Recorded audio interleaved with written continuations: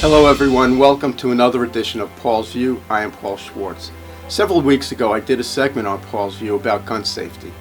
In that segment I provided an extensive list of actions that needed to be taken to improve gun safety.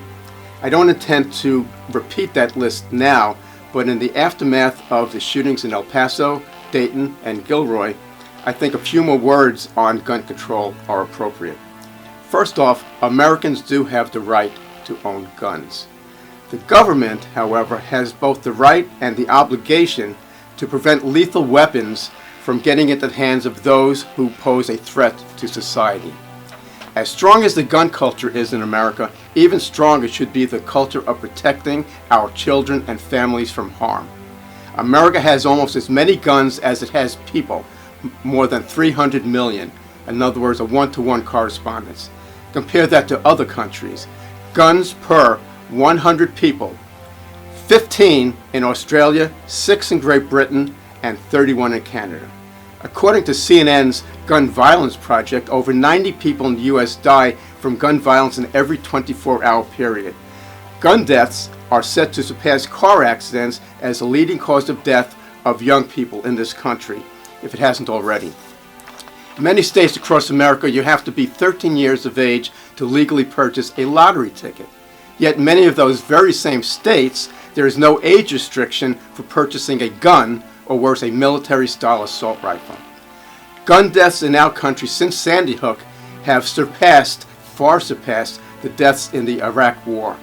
A few years back, a study was done, and in a single year, I believe it was done around 2012, 2013, in one of those years, gun homicides in Canada was 184. In Japan, 56. In England and Wales combined, 39. And in the United States of America, 12,632.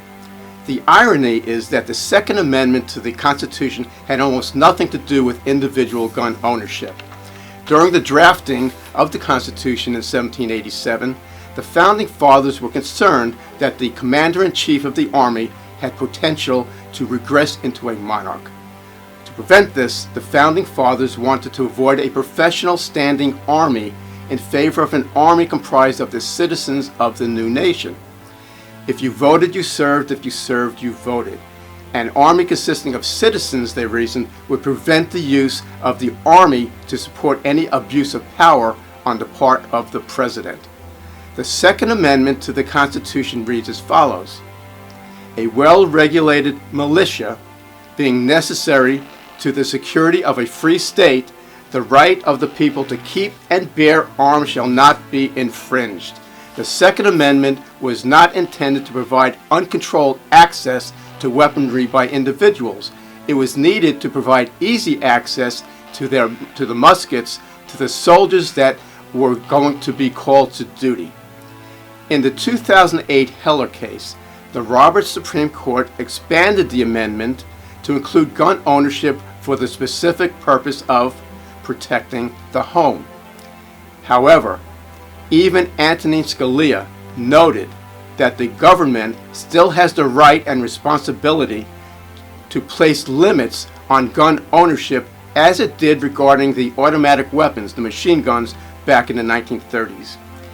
It is time that we place the Second Amendment in its proper context and not as a basis for unlimited access to guns by individuals without regard to threats posed to society.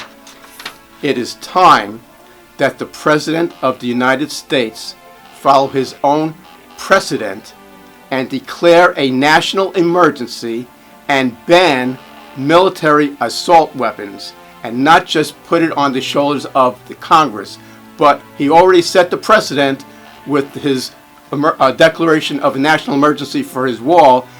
The mass shootings in this country are a greater emergency than any other. So to ban military assault weapons, as well as high-capacity magazines from the public, so that unhinged individuals do not have access to them, to wipe out 9 people in under 30 seconds, as occurred in Dayton, Ohio. We need to have the government to do something, because enough is enough. That's it for this edition of Paul's View. Hope to see you next week.